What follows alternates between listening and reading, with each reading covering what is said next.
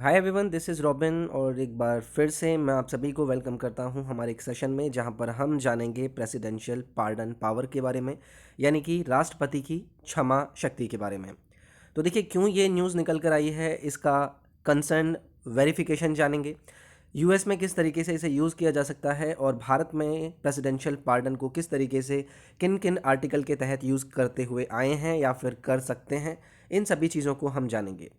तो देखिए, जैसे कि अभी आपको पता होगा कि यूएस में प्रेसिडेंशियल इलेक्शन हुए जहां पर जो बिडेन ने डोनाल्ड ट्रंप को हरा दिया। एंड अभी जनवरी में जाकर प्रेसिडेंट डोनाल्ड ट्रंप अपने पद से वहां पर प्रॉपरली रिज़ाइन कर देंगे। तो देखिए, लगभग 2 महीने अभी बचे थे। हुआ क्या, यूएस के प्रेसिडेंट करंटली डोनाल्ड ट्रंप ने इन्होंने अपनी पावर को एक्सरसाइज करते हुए अंडर कॉन्स्टिट्यूशन पार्डन दिया। किसको? माइकल फ्लिन को। माइकल फ्लिन कौन है? ये है फॉर्मर नेशनल सिक्योरिटी एडवाइज़र, जिन्हें 2 बार गिल्टी पाया गया था एफबीआई से झूठ बोलने के चार्जेस में। तो देखिए, एक्चुअली में होता क्या है, जब भी कोई राष्ट्रपति अपने पद से कुछ टाइम बाद रिज़ाइन करने वाला होता है तो वो कहीं ना कहीं कुछ फेवरेबल डिसीजंस लेते हैं अपने आप को सेफ कंडीशंस में लाने के लिए।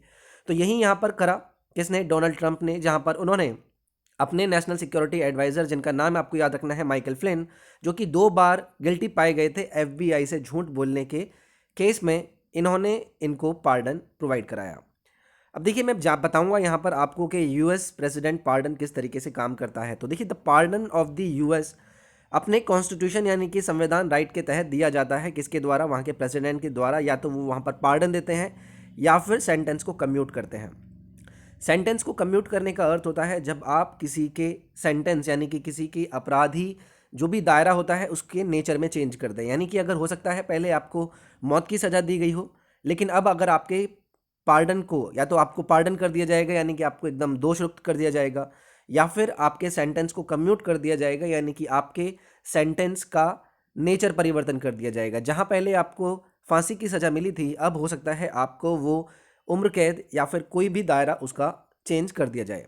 तो ऐसा ही यहाँ पर किया जाता है प्रेसिडेंट के द्वारा यूएस के अंदर, जहाँ पर पार्डन या तो दी जाती है कॉन्स्टिट्यूशनल राइट के तहत, या फिर सेंटेंस को कम्यूट किया जाता है जो कि रिलेट करते हैं फेडरल क्राइम से।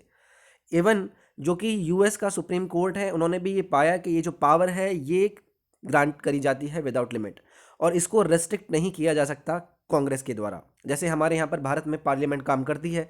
यानी कि ये कहा गया कि वहाँ की कांग्रेस भी इसके ऊपर हस्तक्षेप नहीं कर सकती। क्लीमेंसी, क्लीमेंसी जिसे मैं क्षमादान का भी नाम दे सकता हूँ, एक ब्रॉड एग्जीक्यूटिव पावर है और ये डिस्क्रिशनरी होती है। डिस्क्रिशनरी यानी कि जो भी व्यक्ति इसको यूज़ करता है ये उसके विवेक के अधीन होती है, जिसका अर्थ ये निकाल सकते हैं कि president is not answerable for his pardon. यानी कि जो भी प्रेसिडेंट पार्डन देगा यानी कि क्षमा किसी भी व्यक्ति को करेगा, उसको लेकर वो आंसरेबल नहीं होगा। And he does not have to provide a reason for issuing one. यानी कि उसको कोई भी रीज़न देने की ज़रूरत नहीं है कि उसने ऐसा क्यों किया। तो देखिए, अब हम आएंगे अपने भारत के प्रेसिडेंट के पार्डन के सिनेरियो में। जैसे कि आपने देखा कि यूएस प्रेसिडेंट जिस तरीके से अपनी प्रेसिडेंशियल पार्डन को यूज़ करते हैं, जिनकी पावर क्या होती है? ग्रांट करना पार्डन को ऑलमोस्ट अनफेडर्ड, यानी कि उसे एक तरह से परिवर्तित हम बोल सकते हैं। उसको कोई भी छेड़ नहीं सकता, परिवर्तित नहीं कर सकता। उसी तरीके से प्रेसिडेंट ऑफ इंडिया एक्ट करता है अपने कैबिनेट की एडवाइस पर। यूएस में क्या हो रहा था? यूएस में ये था कि जो प्रेसिडेंट था वो अपने मुंह से वहाँ पर चीज़ों को कर रहा था, जिसको लेकर उसकी जवाबदेही भी नहीं थी। बट यहाँ पर भारत में आपको एडवाइस लेनी होगी अपने कैबिनेट मिनिस्टर्स की। भारत के अंदर जो 72वां संविधान का आर्टिकल है, जो कि आपसे कहता है कि president shall have the power to grant pardons, reprieves, respites और रेमिशंस ऑफ पनिशमेंट्स। देखिए, ये जो सारी टर्म्स हैं ये इस तरीके से आप यूज़ कर सकते हैं, जैसे कि मैंने पार्डन का यूज़ किया। पार्डन जिसमें आप कंप्लीटली किसी भी व्यक्ति को पार्डन यानी कि क्षमा कर देंगे और उसके बाद वो एक आम नागरिक के तौर पर अपनी ज़िंदगी बिता सकता है। रिप्राइव का अर्थ होता है जब आप किसी व्यक्ति को उसकी मेडिकल कंडीशन या फिर उसकी प्रेगनेंसी के आधार पर उसको रिप्राइव कर दें, यानी कि उसको क्षमा कर दें, उसको जाने दें।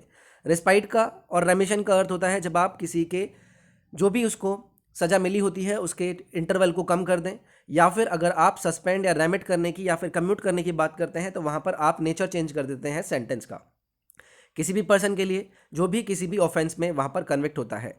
Where the sentence is a sentence of death, जहाँ पर हम डेथ सेंटेंस को भी कन्वर्ट कर सकते हैं। तो देखिए भारत में कुछ ऐसे केसेस आए थे, कुछ सेवरल केसेस, जहाँ पर सुप्रीम कोर्ट ने रूल किया था कि जो प्रेसिडेंट है उन्हें एक्ट करना पड़ेगा किस पर, काउंसिल ऑफ मिनिस्टर्स की एडवाइस पर। वो अपने हिसाब से ये चीज़ें नहीं कर सकते हैं, जिसके अंदर आपने एक केस सुना होगा मरूराम वर्सेस यूनियन ऑफ इंडिया, जो कि 1980 में आया था। यहाँ पर सीधे सीधे प्रेसिडेंट ने इन्हें पार्डन दे दिया था, लेकिन एक्चुअली में ऐसा नहीं करना होता है, आपको एडवाइस लेनी पड़ेगी काउंसिल ऑफ मिनिस्टर्स की। धनंजय चटर्जी और स्टेट ऑफ बंगाल का 1994 वाला केस भी आपका इसी तर्ज पर था। So this was this session, जहां पर आपको मैंने बताया कि किस तरीके से प्रेसिडेंशियल पावर को यूज़ किया जा सकता है। मेरे साथ बने रहने के लिए धन्यवाद। लिंक आपको डिस्क्रिप्शन में मिल जाएंगे। मैं आपसे नेक्स्ट पार्ट में मिलता हूँ। Bye bye, take care, thank you.